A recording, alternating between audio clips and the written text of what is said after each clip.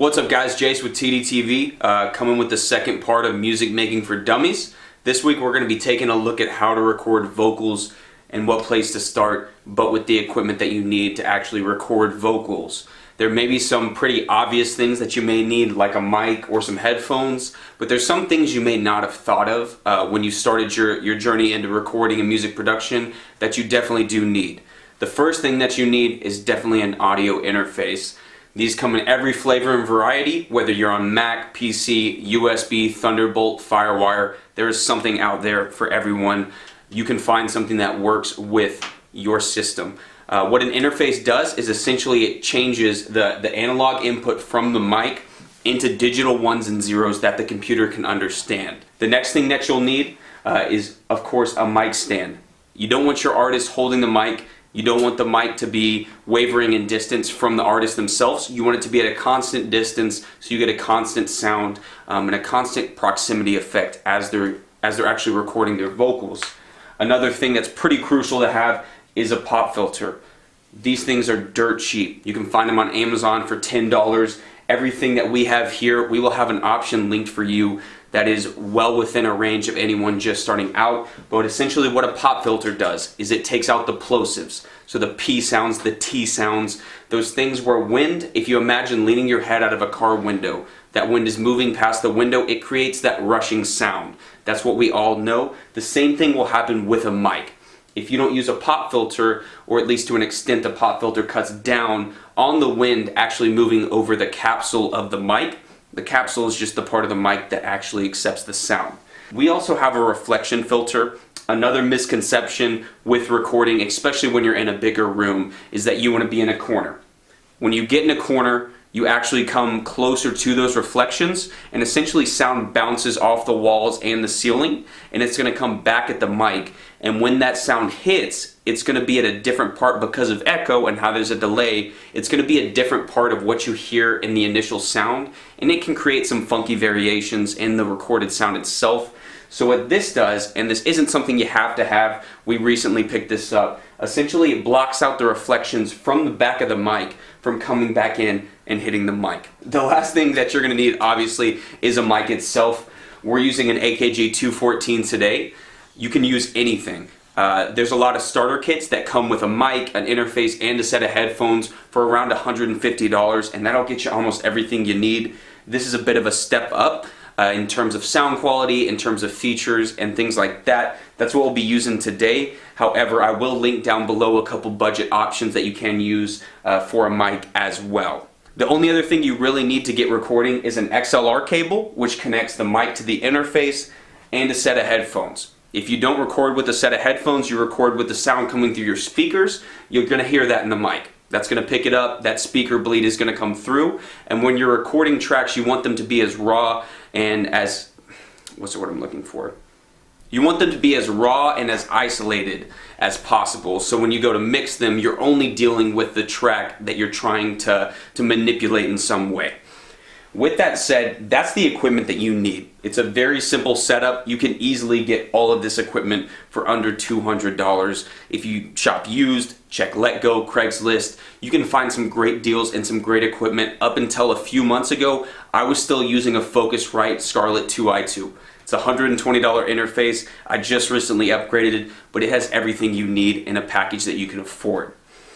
Now, when you deal with an artist, the first thing that you're going to do is you're going to set your levels. A lot of times artists are going to get up and they're going to get to the mic and they're going to say, check, check, mic, check.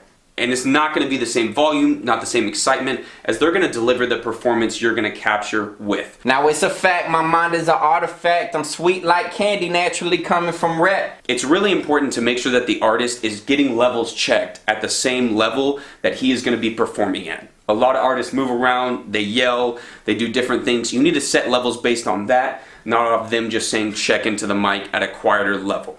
So today we have one of our good buddies, Oz, coming in. He's going to lay down some vocals for us. Oz, you want to introduce yourself a little, man? Yeah, my name's Oz. You can find me on Twitter at OzMakesMusic, you know, something basic. So like Jace was saying, today we're going to be doing some recordings. So he's going to be laying down some vocals with us. These are the vocals that we're going to be working with and mixing with in the third and final part of this video. Now Oz, if you step up to the mic here, One thing you definitely want to keep in mind as you do get ready to record an artist is the fact that the closer and farther away that you get from the mic is going to change the perception the mic has. It's called proximity effect.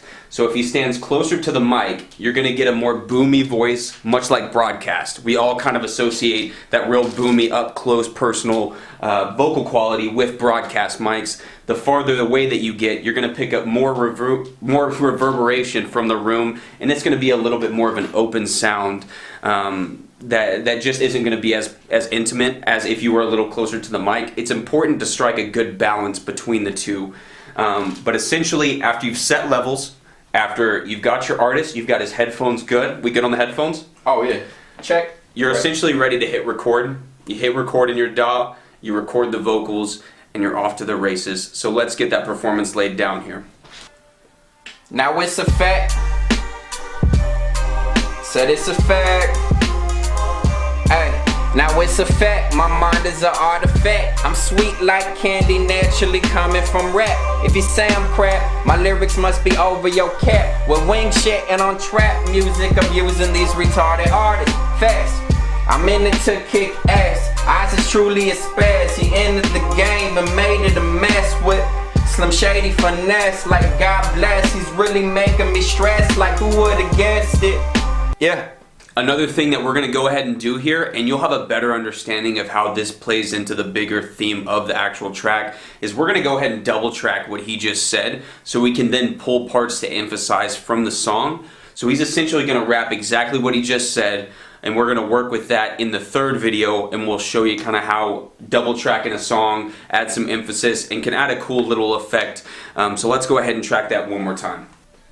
Now it's a fact, my mind is an artifact. I'm sweet like candy, naturally coming from rap. If you say I'm crap, my lyrics must be over your cap. With wing shit and on trap music, abusing these retarded artists. Fast, I'm in it to kick ass. I truly a spaz. He ended the game and made it a mess with Slim Shady finesse. Like God bless, he's really making me stress. Like who would've guessed it? Hey.